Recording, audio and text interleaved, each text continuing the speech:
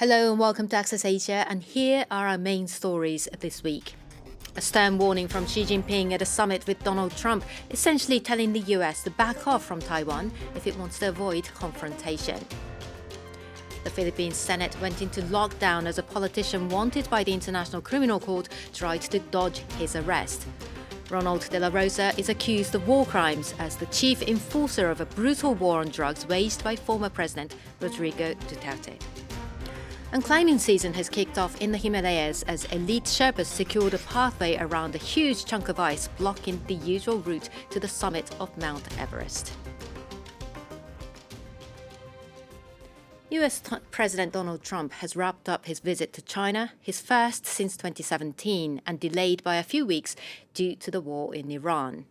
It was primarily meant to be about trade, but Chinese President Xi Jinping made it very clear. He told Trump in the Great Hall of the People that Taiwan was the most important issue in China-US relations and that, if mishandled, could lead to conflict.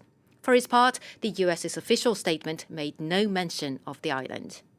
For more analysis, let's cross now to Taipei to speak with Lev Nachman, political science professor at National Taiwan University. Great to have you on our show. Thanks for having me. Now, first of all, what's been the reaction to the summit in Taiwan? So everyone's been following it very closely, mostly to see if there's going to be any sort of meaningful change towards the US's policy towards Taiwan. What we've seen so far, though, is Donald Trump, someone who's notorious for going off script and speaking his mind, managing to stay very quiet and very poised on Taiwan, not even responding to any question on Taiwan, and Taiwan was absent of the US's readout. Even though we're still waiting to see what the final readouts are from the US, it seems like Taiwan was not going to feature prominently on any sort of formal written documents about what happened during this meeting. So from Taiwan's perspective, I think there's going to be a very big sigh of relief that there's been no serious change towards US-Taiwan policy.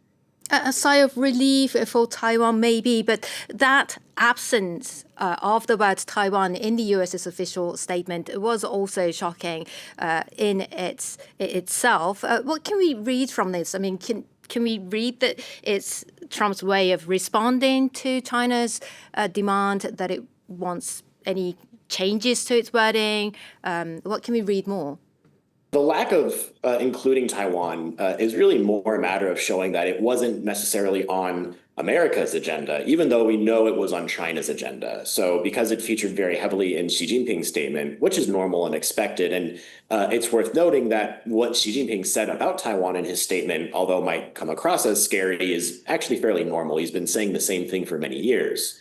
By not remarking on Taiwan and not matching Xi Jinping and how much emphasis is being put on Taiwan, it shows that that wasn't a major priority, at least for the US side, in terms of what they want to signal to China and to the world in terms of this visit. Now, Mr. Trump, meanwhile, at home, has delayed approval of a $14 billion arms package for Taiwan. He's delaying it, sending it to Congress. What does this signal? So it still shows that Donald Trump is willing to at least do some things to appease Xi Jinping.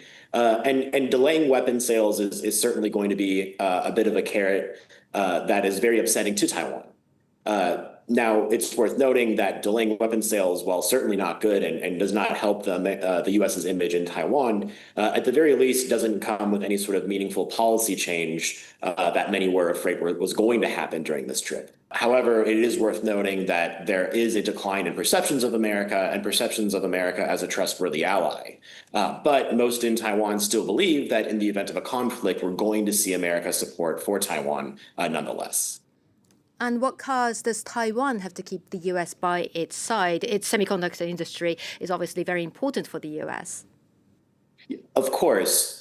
Taiwan is one of the biggest things supplying America's economic growth. And so if you think about how Donald Trump not only cares most about making sure the economy is going well, but also looking at, the series of tech bros that he brought with him on this trip, Apple, NVIDIA, these are the exact companies that are also need Taiwan to continue to exist in its current capacity. So Beyond Donald Trump, I think there's just a broader awareness of everyone who was on his delegation that whatever happens to Taiwan, it needs to maintain its current course, at least in the short to medium term, in order to be able to keep the economy and as you put it, the chips flowing.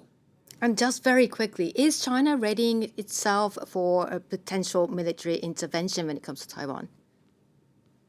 Probably not. And it's worth noting that capability and intention are not the same thing. So even though you often see language about is China able to take military action against Taiwan, which is very debatable, that doesn't mean it has the intention to do so immediately. And even though there's been a lot of discourse around this 2027 time window, I think most people these days are aware that a military incursion towards Taiwan is not likely to happen, at least in the very short term. Well, Lev Nachman, thank you so much for your analysis. Thanks for having me. Now, a Philippine senator wanted by the International Criminal Court has left the country's Senate building after a tense standoff. Ronald De La Rosa is accused of crimes against humanity for overseeing the war on drugs under former President Rodrigo Duterte. Gunshots rang out around the building as De La Rosa called on the public to block his arrest after an ICC warrant was unsealed. Gabriel Nadler has more about Duterte's right-hand man. Senator Ronald De La Rosa rose through the ranks alongside former President of the Philippines, Rodrigo Duterte. From 2012 to 2013, De La Rosa was the police chief of Davao City, where Duterte served many terms as mayor. When Duterte became president in June 2016, he appointed De La Rosa as head of the National Police. On his first day, he issued a directive launching Project Double Barrel, a nationwide crackdown on illegal drugs modelled on Davao City's policing strategy.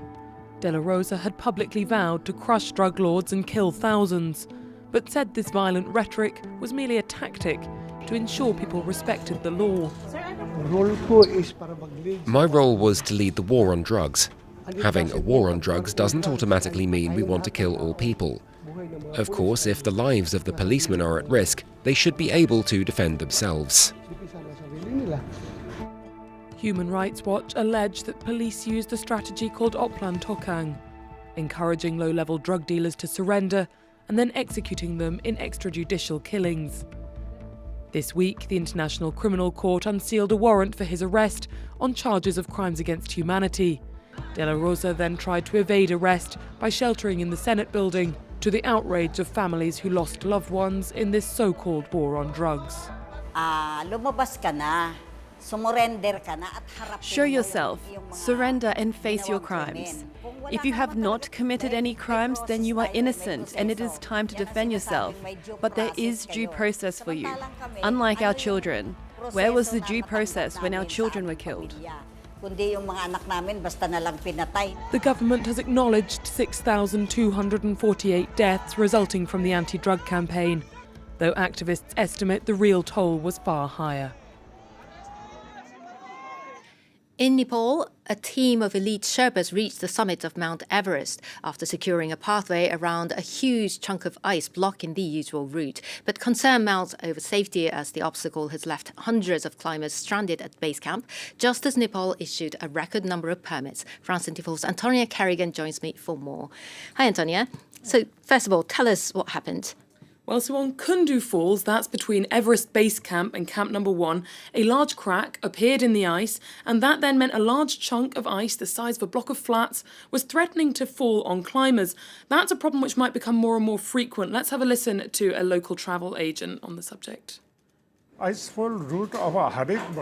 Because of climate change and global warming, the icefall route every year is affected. We really need to find an alternative route very soon. There is definitely going to be an increased risk in the coming years on the icefall route because of the global warming and climate change.